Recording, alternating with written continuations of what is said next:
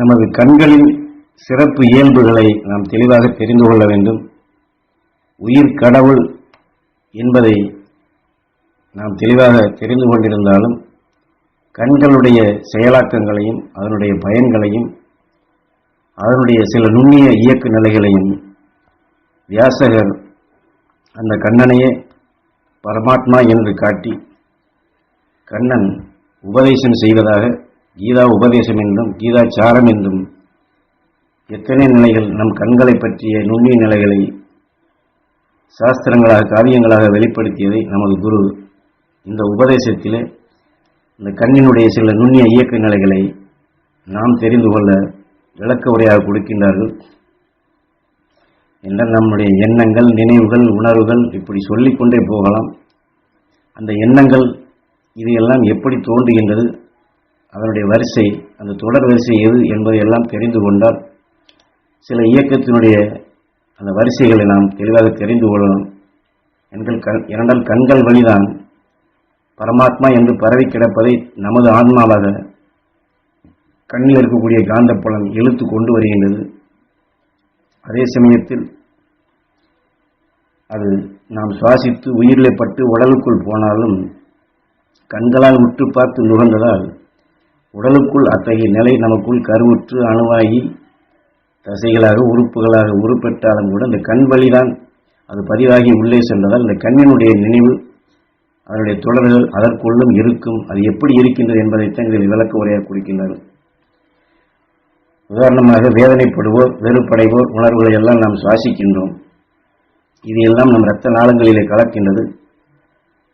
அப்படி இரத்த நாளங்களிலே கலந்து கொண்ட பின் நல்ல உணர்வுகளால் உருவான ஏற்கனவே உருப்பட்ட நல்ல அணுக்களுடன் இந்த வேதனைப்படும் அணுக்கள் உருவாகி அதற்குள் இது மோதும் பொழுது இது சிறிய சிறிய சேர்ந்து இந்த வேதனைப்படும் உணர்வின் தன்மையாகவே இது முழுமையடைந்து விடுகின்றது. அது எதை எடுத்து வெறுப்பானதோ வேதனையானதோ நம் உடலுக்குள் இது இணை சேரும் பொழுது ஏற்கனவே உருப்பெற்ற அணுக்களால் உருவான அந்த உறுப்புகள் அந்தந்த காலக்கேடு வரும் பொழுது அது முட்டையாக மாறி அந்த தசைகளில் ஒட்டி அதுவே தன்னுடைய வளர்ச்சிக்கு இரத்த நாளங்கள் வழி வருவதை உணவாக உட்கொள்ளத் தொடங்கும். அந்த உணர்வின் தன்மை மலமாக்கப்படும் பொழுது வேதனை என்ற உணர்வையோ வெறுப்பு என்ற உணர்வையோ நஞ்சான உணர்வுகளை நுகர்ந்திருந்தால் அந்த நல்ல அணுக்கள் உருவான தசைகளுக்கும் இதற்கும் இந்த ரெண்டுக்குமே எதிரியாகும், சண்டையிட ஆரம்பிக்கும். இது ஒன்று சேர்ந்து இயக்கக்கூடிய நிலைகள் அங்கே மாறுபடுகின்றது, மாற்றம் அடைகின்றது.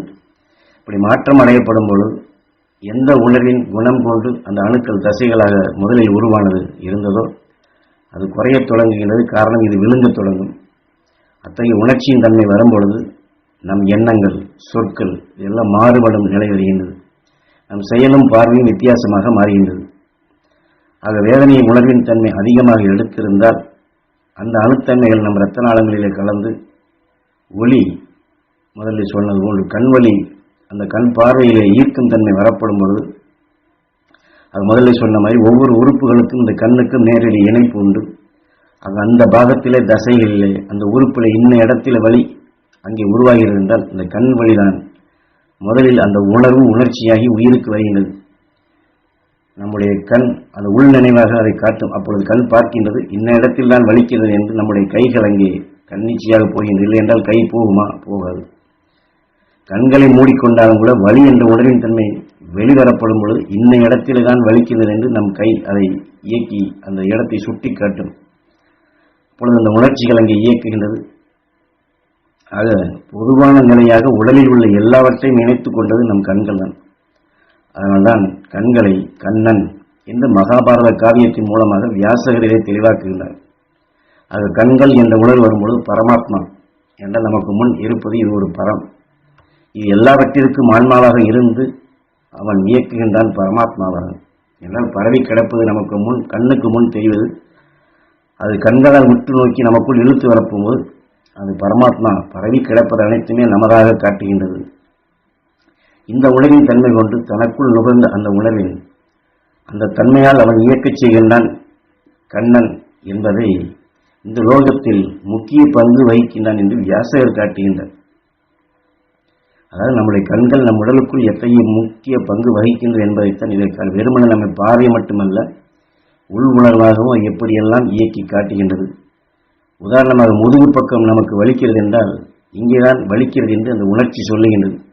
அப்பொழுது அது என்ன ஏது என்று திரும்பி பார்க்க வேண்டும் என்ற உணர்ச்சியின் தன்மையை கவர்ந்து கொடுப்பது யார்? நமது கண்கள் தான். இந்த கண்களுக்கு இயக்கம் எது? அது இயக்கம் கொடுப்பது உயிர் தான். இந்த உயிர் தான் எலக்ட்ரிக்காக இயக்கி இந்த உணர்ச்சிகளுக்கு தக்க நமக்கு ஊட்டும் என்பதை நாம் தெளிவாக தெரிந்து கொள்ள வேண்டும். ஆனால் வரக்கூடிய தீமைகளை எல்லாம் மாற்ற வேண்டும் என்றால் நாம் என்ன செய்ய வேண்டும்? இதே கண்ணின் நினைவை புருவ மத்திக்கு கொண்டு வர வேண்டும். எப்படி மற்ற நிலைகளை இது தனதாக காட்டுகின்றதோ நமது புருவ மத்திக்கு உயிரான ஈசனுடன் அகக்கண்ணான அவனுடன் ஒன்றி நினைவினை விண்ணிலை செலுத்தி அந்த மகரிஷிகளுடைய அருள்சக்தி பெற வேண்டும் என்று உயிர் வழியாக எண்ணி ஏங்கி சுவாசிக்க வேண்டும். பின் கண்ணின் நினைவை உள்முகமாக உடலுக்குள் செலுத்தி எங்கே வலிக்கின்றதோ அந்த இடத்திலே, அந்த பாகத்திலே, அந்த உறுப்பிலே அந்த மகரிஷிகளுடைய அருள் உணர்வு படர வேண்டும் என்று அங்கே இணைத்தால் அந்த அணுக்களுக்குள் அதை பெறச் செய்தால் வலியை நீக்க முடியும். தீமையால் உருவான அணுக்களை கரைக்கவும் முடியும். ஒளியான அணுக்களாக நம் உடலுக்குள் உருவாக்கவும் முடியும். இதே கண்கள். அதைத்தான் குருநாதர் இந்த உபதேசத்திலே தெளிவாக்கி நம்மை செய்து பார்க்கும்படி சொல்லுகின்றார். ஆக வேண்டாத உணர்வுகள், தீமை செய்யக்கூடிய உணர்வுகள் உடலுக்குள் உறுப்புகளுக்குள் ஒட்டி அதனுடைய மலம் அது வளர்ச்சி அடையப்படும் பொழுது ஏற்கனவே உள்ள நல்ல அணுக்களை கரைக்கின்றது.